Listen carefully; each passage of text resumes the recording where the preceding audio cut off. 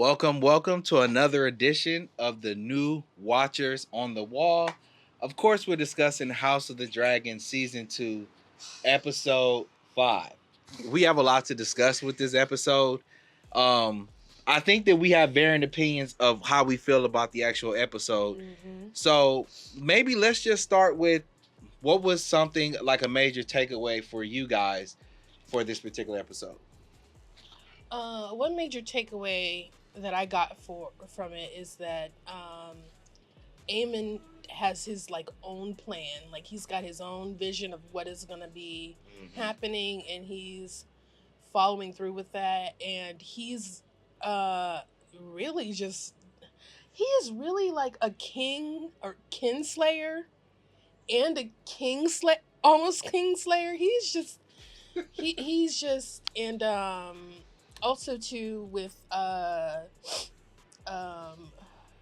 Twinkle Toes, aka Alicent.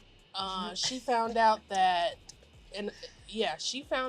you think that just because you're just tossing your cookies everywhere that you're gonna get backed up, and that's not how the patriarchy works. So I would say my biggest takeaway would be two things. The first would be with Lord Corleous Velaryon. I guess from reading a little bit of what I did of the books, it seemed like Corleous was completely against his grandchildren, like his daughters taking over. But I like how in the show they're showing us, okay, well, when he lost everything, he's like, well, all right, now Baela, Rhaena, it's y'all's turn. And she was like, no, I'm fire and blood. It needs to pass to somebody of salt and sea. So that was a hard line. Yeah, that was really good. That was a really good line. I like that. And then number two, also what you said about Aemon, it's like, even when Daemon was referencing Aemon, he was like, Aemon one eye, Aemon one eye. Nobody's really talking about that he killed Luke and that he's a kinslayer. Like, everybody's talking about Daemon's atrocities and all the things that Daemon is doing, Daemon, but everyone besides Alicent is overlooking what Aemon did to kind of kick it off, really, I think. But yeah, those are my takeaways. No, those are good ones. I'm trying to think of which one that I actually want to say. I guess my biggest takeaway, and I'll just say, I guess my biggest takeaway, and I was processing this when we were having our long debate right after we watched it, and we were talking about how there's been a lot of peace, and maybe that's the reason why people haven't been given good enough advice, as I said, to Rhaenyra, as it seems like the Blacks are, because the Blacks seem to be incredibly militaristic, very engaged as it relates to making the right moves. And The Greens, you mean? I'm sorry, the Greens, yeah. So Kristen Cole, very good at strategizing, and then also the one eye, he's very good at strategizing. So they've been making a lot of progress on the battlefield, whereas with Rhaenyra, we haven't really seen that because her team hasn't been as effective. But as I sit and reflect on that, the one person that has been in a lot of battles that we have not seen provide a lot of feedback is the who's now become the hand, Corleous. And that was a good point that you guys brought up when you said there hasn't been a lot of battles, because even some of the guys were like, well, you're a woman, what do you know about battles? And her response was, well, shit, it's been 80 years, it's been 80 years of peace, what do you know about battles? What do you know about battles? Right. Exactly. So but then when I thought about it, I said, but the what's his name, Corleous. Yeah. He has been battling and fighting for the longest. That's his whole lifestyle. So to me, it's really interesting that we don't see him playing a much bigger role in providing advice on how to actually win these battles and be more effective. So, and I'm glad they addressed that, because we were saying that weeks before about nobody really knows how to be in battle. And then I'm glad they said that this episode, when she, exactly what you said, she was like, you haven't been in any more battles than I have been, because we had these 80 years of peace. And she's like, at least I'm a dragon rider. Right. Yeah. So as it relates to that, so now that we kind of talked about like our favorite portions of the film, I was of the show. I was kind of talking a little bit about like my frustration and this is a question for the audience, and we were debating this a little bit as well, because now the show has transitioned to now we're going to start looking for these dragon seeds, and we got to that point because I guess they've come to the conclusion that we need more dragons. We keep losing to Vhagar, and Daemon has just been MIA, right? So when you talk about from that perspective, and I was a little upset with these dragon seeds.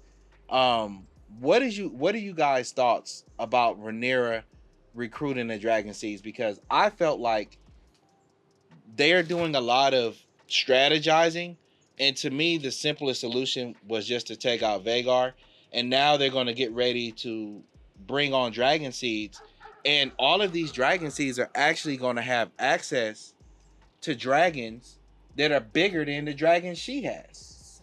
So these you don't know the character and the quality of these people that you're going to recruit to ride these dragons, and the dragons are going to be bigger than every dragon you have. What do you guys thoughts on that? Yeah, oh, you go, and then I go after you. I was gonna say that the thing is that I think the blacks are running through. They're just going through some desperation. They're grasping at straws, throwing spaghetti on the wall, seeing what sticks. And I think that was the only thing that they thought that could give them a head up. They lost the Battle of Rook's Rest. They've lost all these other miniature strongholds. All they have is Harrenhal. Really, Daemon's off playing Luigi's Haunted Mansion. I don't know what he's got Exactly. going on. And so really she's at a loss. And also too, she is a dragon rider, but she can't go and do what would come naturally to her because she is the sovereign. So right now I think they're acting in a way of desperation.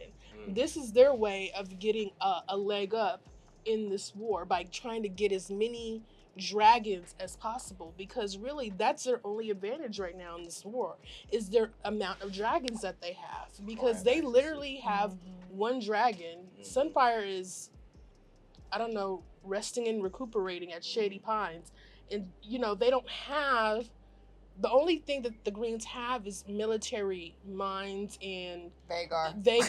That's it.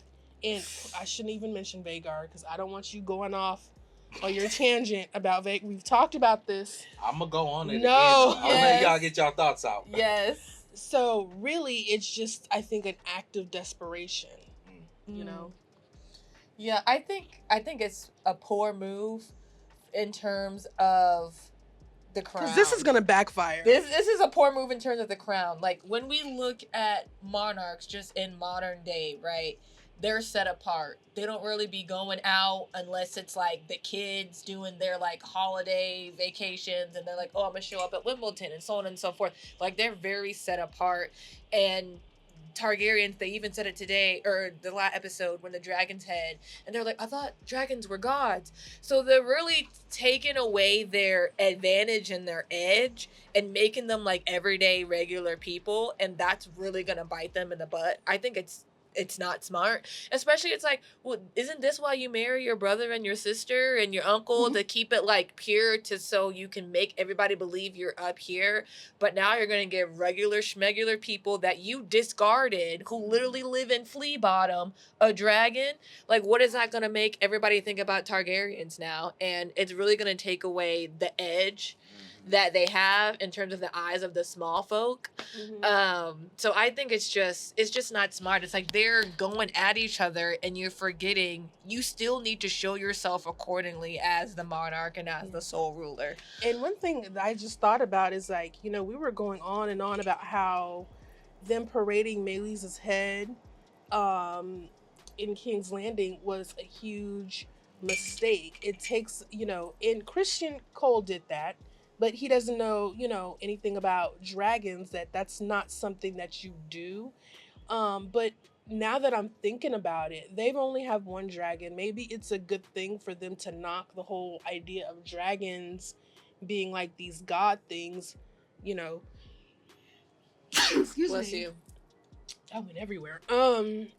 Maybe that was a plan to kind of take the mystique away from dragons. Because they only have one. I don't know. Yeah, but that's all the Targaryens have. They're just like every other people. They just got silver hair, purple eyes in the book or light eyes, and they have dragons. So if you take away the dragons, they're just like everybody else, which is what we're realizing. That dragons can be taken. Can just be taken out, you know? And it goes in twofold, just kind of following you guys' train of thoughts with that. And I question this, right? How much blood does a person have to be acceptable for a dragon to allow them to be mounted, right? Into blood yes. Yes. But one drop rule. Yeah. I guess so, right? And because I thought about it from the perspective of they're getting ready to allow these dragon seeds to come and try out these dragons. We don't know the character of these people. You don't know, are they good people? Are they bad people? And then you're giving them access to a weapon that is greater than a weapon that you have. You know what I'm saying? Vermithor is huge. All the other dragons that they have access to are these, in the wild dragons, they're massive.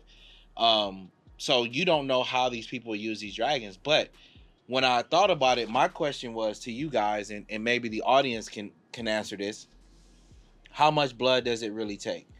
And all of those people, and part of this too, what kind of changed my mind was when we saw the trailer for the upcoming season, they were guiding the dragons who didn't have riders, the dragon keepers. What are their names? Whatever their name, they just call them dragon keepers. Right. The ones that are from Essos. Yeah. The dragon keepers were like telling the dragons, come on out, go over here, like what they said, guiding them.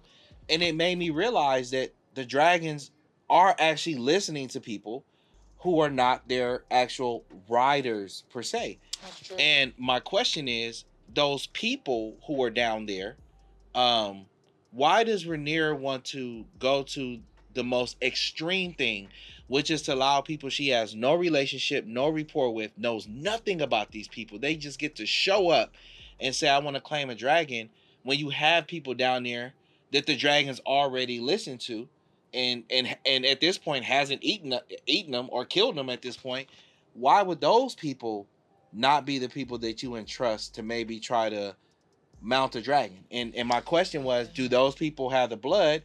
And then also my question was, Nettles. How much blood does Nettles have? Because even though it doesn't look like we're getting Nettles in the story, Nettles in the books claimed a dragon. And I don't know if she has Targaryen blood or not, but you were saying that those dragon people are from Essos and they potentially are like have some Valyrian or Targaryen blood. Why are they not a viable option to mount the dragons? Yeah, I don't think they would have Targaryen blood necessarily, because when we go all the way back to Old Valyria, right? Targaryens, they were just one house of dragon riders. There were lots and lots of other houses of other dragon riders. And so it was just when Daenerys the Dreamer had her dream, and then they went over and created Dragonstone. So not necessarily that the people from Essos will have Targaryen blood, but they have Essos blood in sense, so they know Valyrian. That's their first language. They speak it, which we see in Game of Thrones a lot when Dany is over there for a majority of the seasons, right? So I think that is something to consider, number one. I think number two, Rhaenyra's not at this point, she's not thinking about dragon seeds right now in terms of the bastard dragon seeds, because when she has that conversation with Jace, she's like, oh, are you telling me to put a Tully on a dragon? So she's thinking, I'm only going to put high ladies and high lords on dragons right now, which in her mind, there's a certain level of respect for the monarch that high lords and ladies would have versus the people in Flea Bottom that we're seeing, especially that one guy who we saw when Aegon was in the brothel or whatever, right? So she's not even thinking about them right now, because she specifically named Tullys and so on and so forth, and she said we're gonna look at the records, because they do have, some of them do have Targaryen blood through marriage. Through marriages, yes. So I'm interested to see what her reaction is going to be once she actually goes to the bastards. Like, that's what I want to see. Oh, sorry, thank you. That's what I want to see, is her reaction when they actually go to the bastard dragon seeds, not the ones that are high ladies and high lords. So that's something to think about. But to your point, I would also be interested to see if she even considers the dragon keepers, because right now she's thinking high ladies and high lords, Is she gonna think about dragon keepers, and then will she just go to the dragon seeds that the bastards?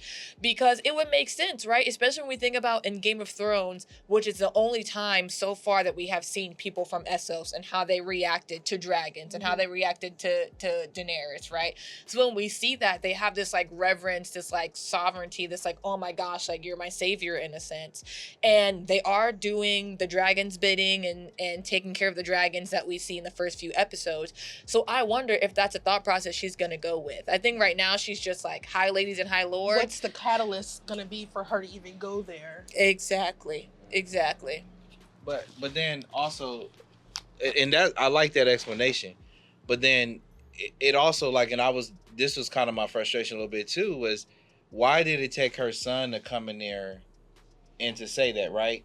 And you have all of these experienced men and women at the table who are on her council, and nobody has had a good strategy. Nobody has said anything that has been meaningful to help push the narrative. And the only things that she has done at this point is do incredibly extreme things to me. Going to King's Landing out of nowhere. Just go and I'm gonna go talk to Allison. Crazy. Her son comes in there. Well, why don't we see if we can get like these crazy ideas instead of like methodical, logical planning and plotting. I don't Well, get it. I'll say this now. Like, if we look at Rhaenyra from when she was younger to right now, she's never really been strategic besides marrying Daemon. That's the only strategic thing I think she has ever done, was to save herself and have some kids with him.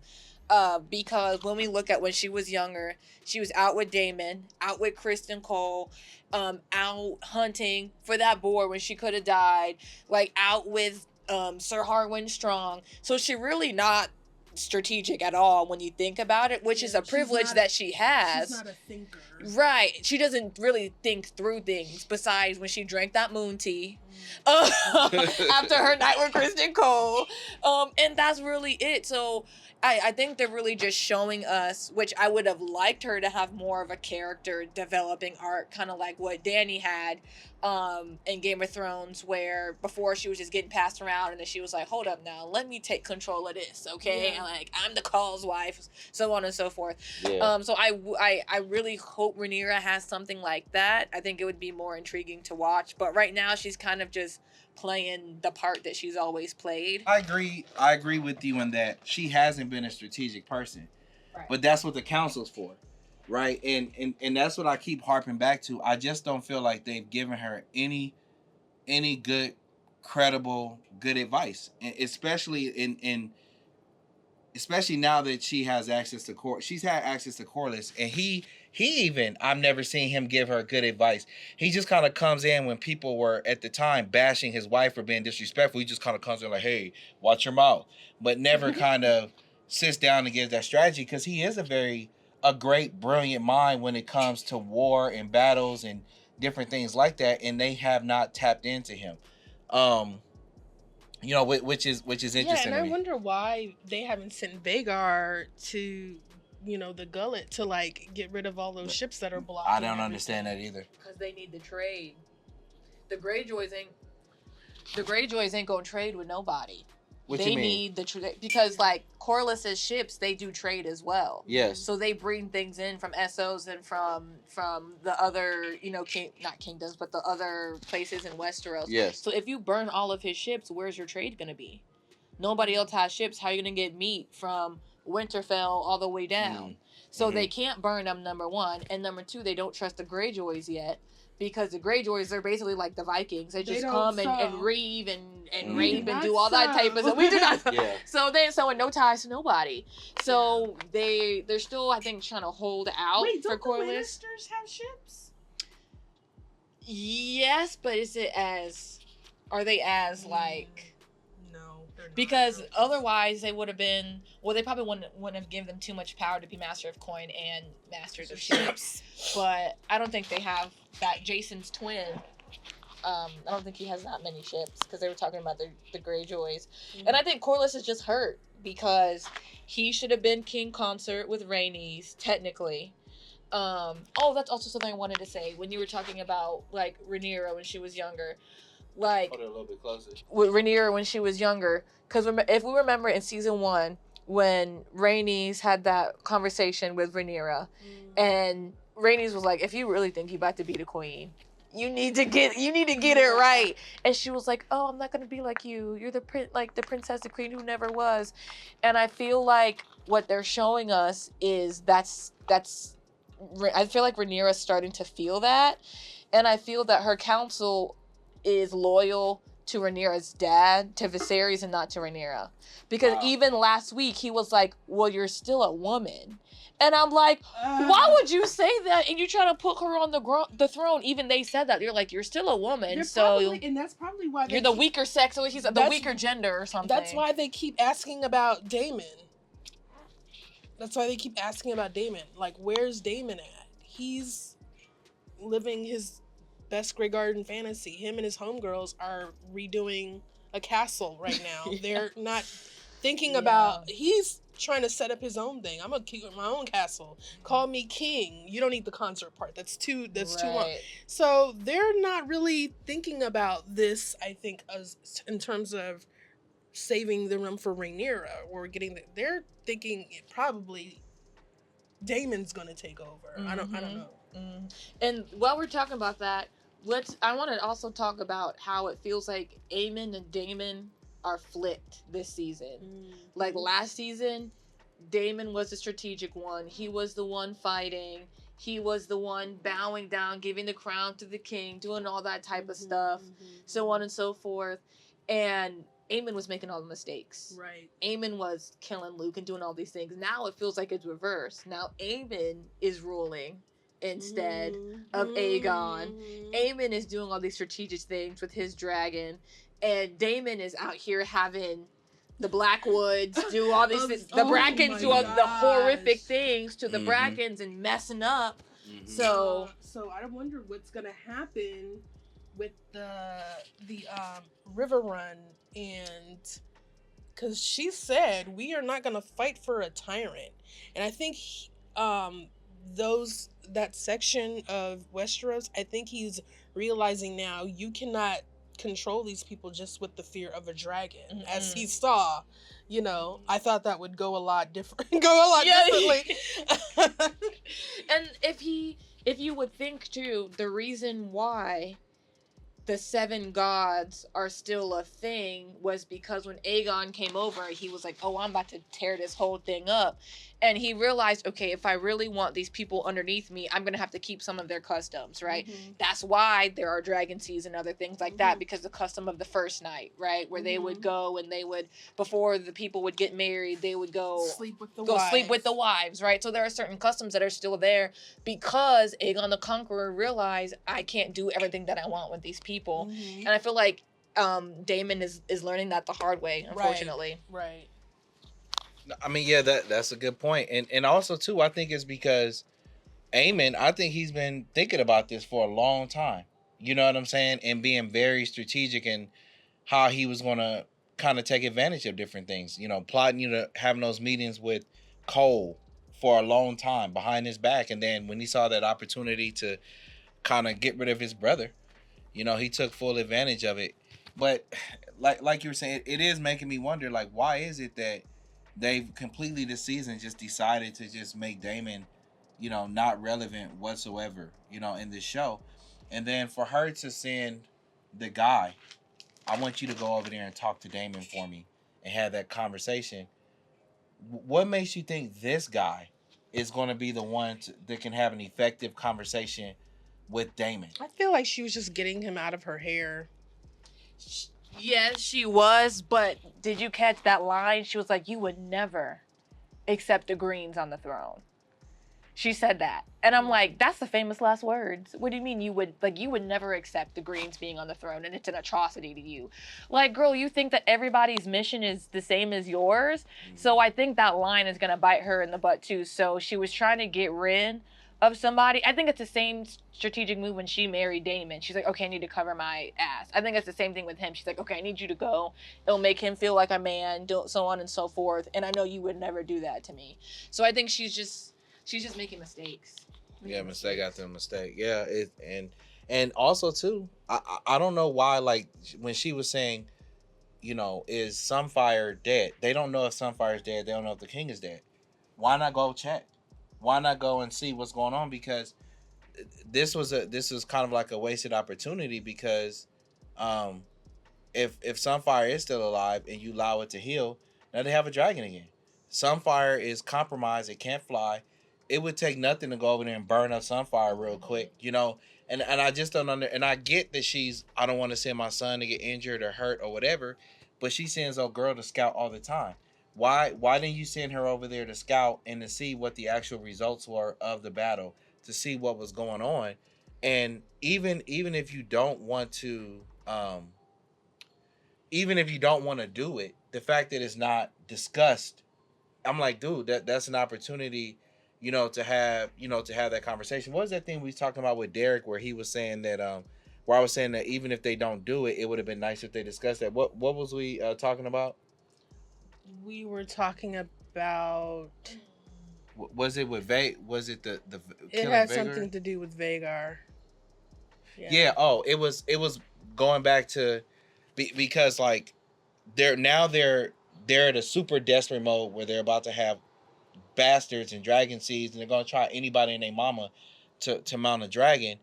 And they called me. No, I know, right? but it's like, why didn't they? The quote that we was talking about, where it was like, the easiest solution is always the simplest, right? The easiest explanation is often the simplest, and sometimes we make things more difficult than it has to be.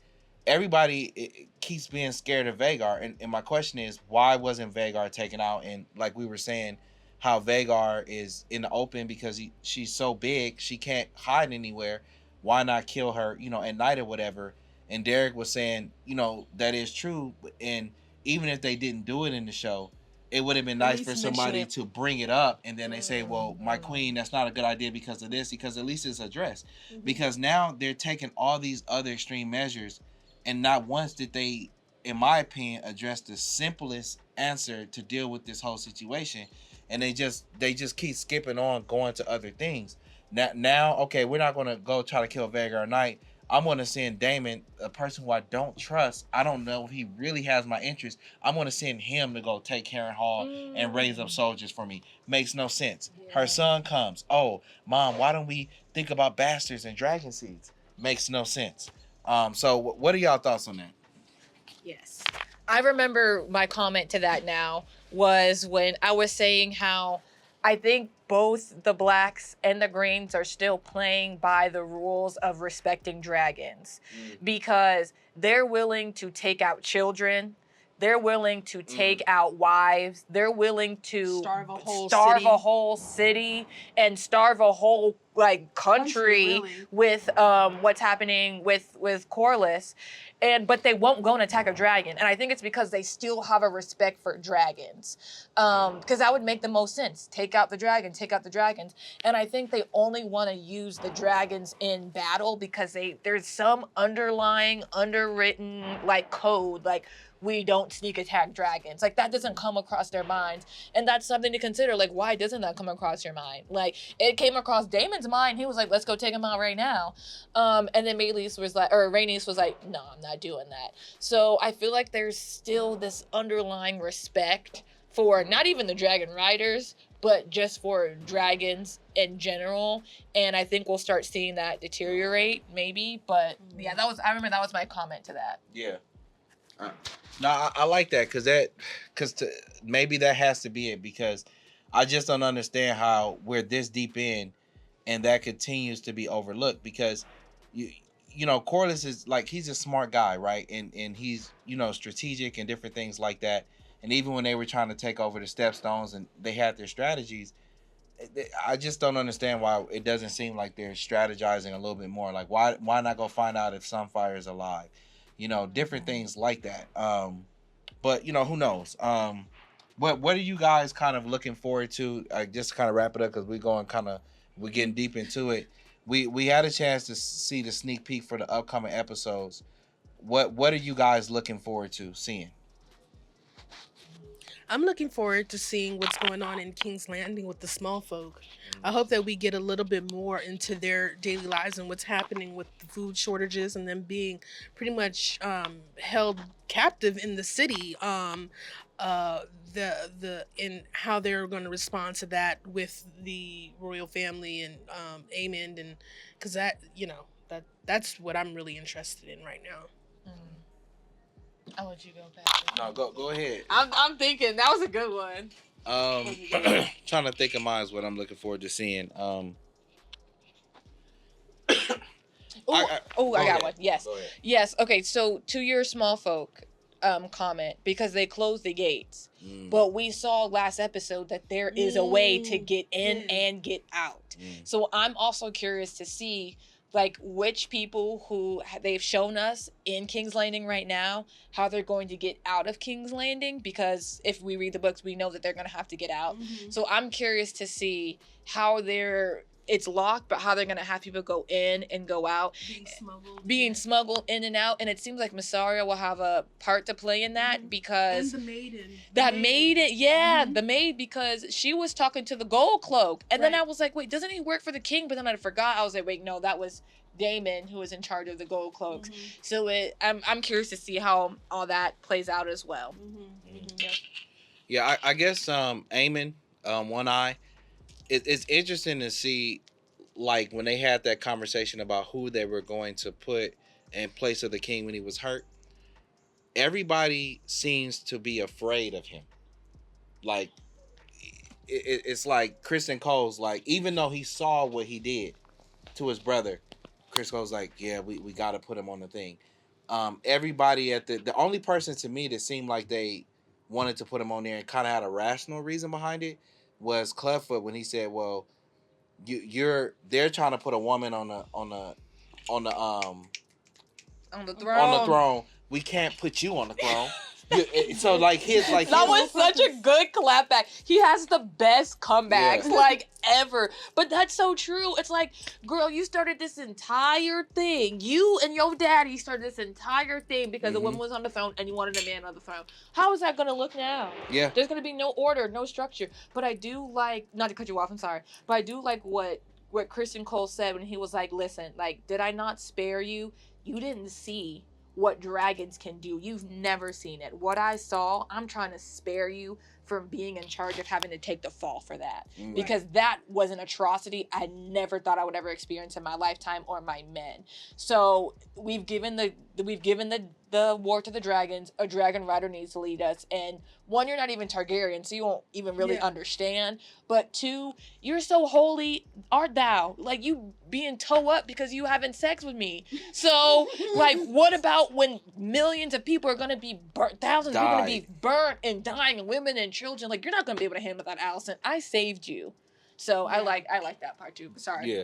No, but I mean, that's a good point. And I'm just wondering because people seem to be afraid of him and don't seem to. You can't be a good leader if you're not willing to accept constructive criticism and be willing to listen to your people.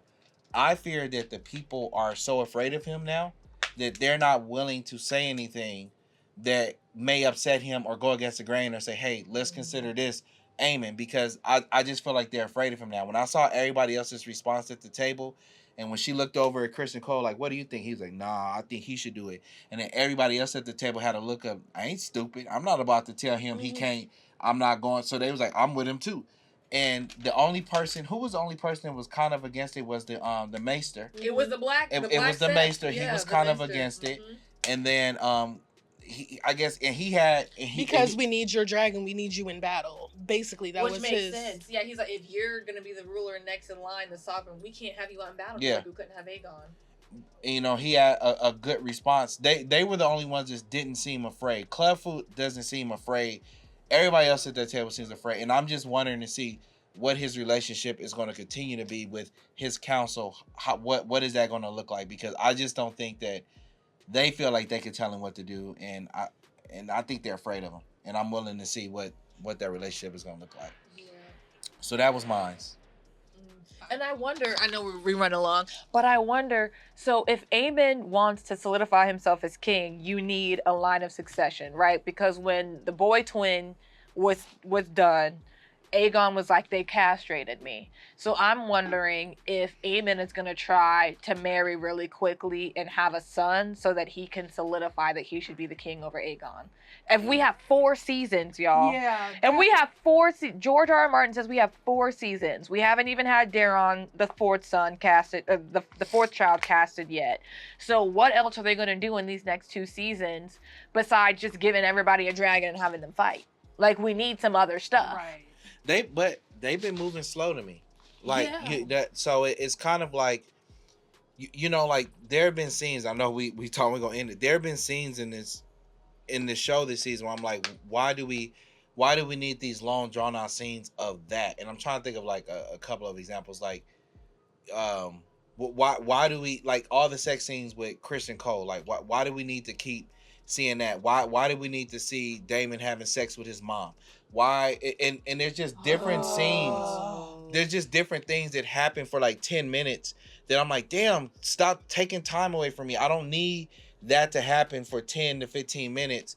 Move on with the show, especially since we only got 8 freaking episodes. You know what I'm saying? Yeah. And that's what I feel like they're doing. Like they take such a long time with certain things that I feel like it could have been like, why do I need to see Daemon cutting lumber?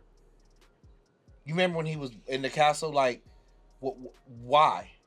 Only for her, I guess, for him to be stopped by the lady so she could sit down and have a conversation with him. But it's like simple things like that where I feel like they stole 10 minutes here, 15 minutes here, and it hurts it. Well, I guess in that sense, Daemon is trying to play both sides. He's trying to show people, hey, I'm a possible king for the small folk. I'm going to help y'all build this castle that you're doing for me. But also, I'm going to tell the Brackens to go ahead and kill all the women and children for the Blackwoods. Like, he's trying to play both sides. He's trying to be one way out in the open, but then do all his dirty stuff behind, and all of his laundry's getting out. And I think the scene with his mom was triggered by the Rivers girl, right? The Wood Witch. But also, remember, Meleys was his mom's dragon. So Meleys died, and then the next scene we're seeing is him cutting it up with his mom. So they're trying to show us something, like when the death of his mom's dragon is now triggering some things with his mom and how he should have been king and all that. Because, I mean, Daemon was what, like 3 or 4 when his mom died? Mm-hmm. So that's why she was like, oh, pity you saw your mom. So there's something there for sure they're trying to drop. I don't know what it is yet, but that goes to your point to where it's super slow. Right. It's super slow. Yeah, and they're just kind of extending it. But I'm still enjoying the show. We got 3 more episodes. 3. If you guys like what you heard, don't forget to like, subscribe, and share. Hopefully, the audio and all of that was a little bit better this week. We want to apologize. Y'all got on saw this. your comments. That was I'm sorry. No, we ain't gonna blame nobody, but it's just we did. But normally we're on point. You know what I'm saying? It just was that week. We were just super excited. We were passionate and excited. So you got to bear with us. But thank y'all for tuning in. Don't forget to like, subscribe, and share. Our watch is ended. Peace.